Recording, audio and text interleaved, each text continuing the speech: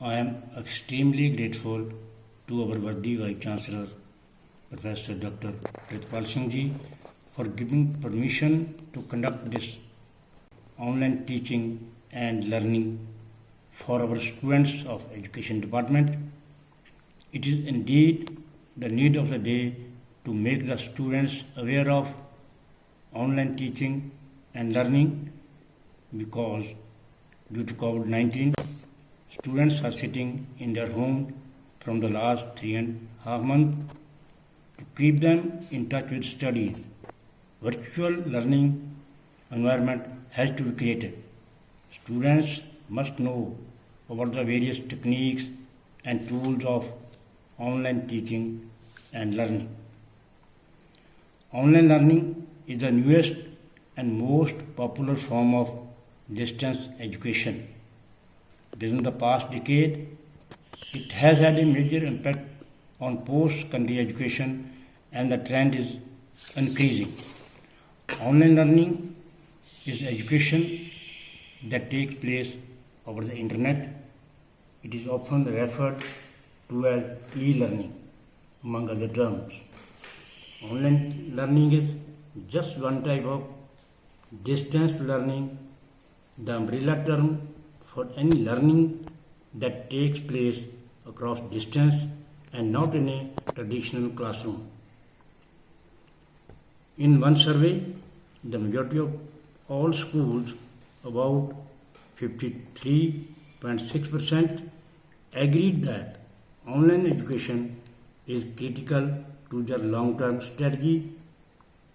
Majority of academic leaders believe that online learning quality is already equal to or superior to face-to-face instructions.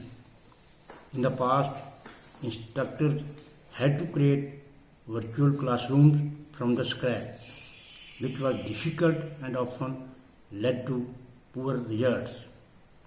Today, an entire industry has emerged to do this for us. Course management system software is utilized by all the colleges and education institutes. CMS allow instructors to design and deliver their courses within a flexible framework that include a number of different tools.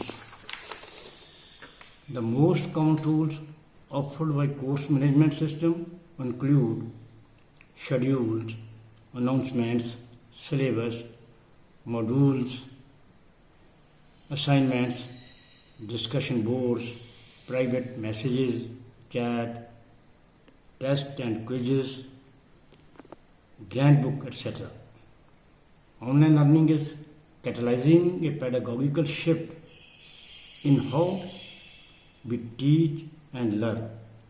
This is a shift away from top-down lecturing and passive students to a more interactive, collaborative approach in which students and instructors co-create the learning process.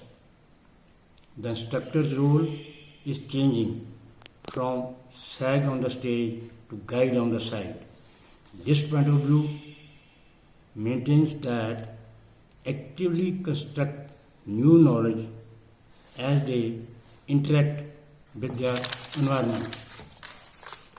This is a student-centered approach in which students co-create their learning experience.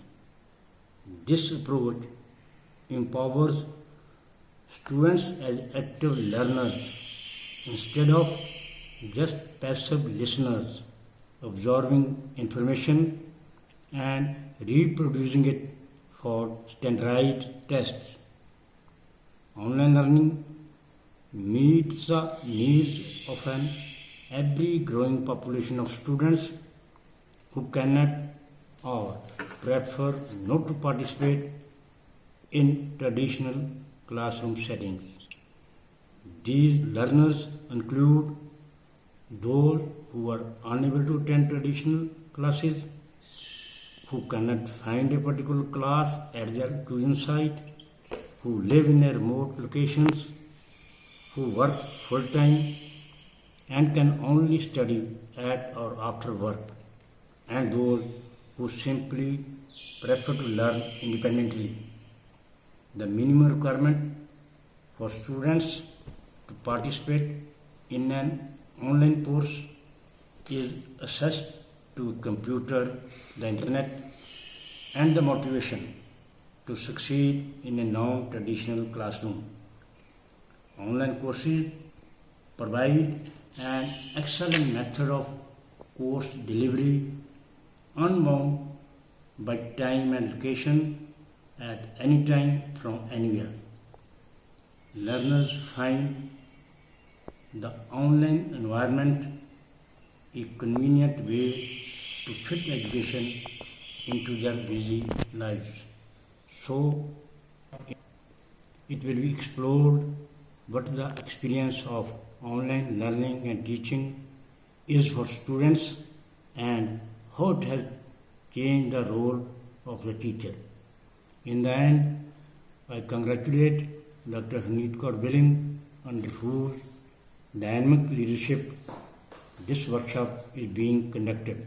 I am sure that from this workshop our students will be benefited. Thanks.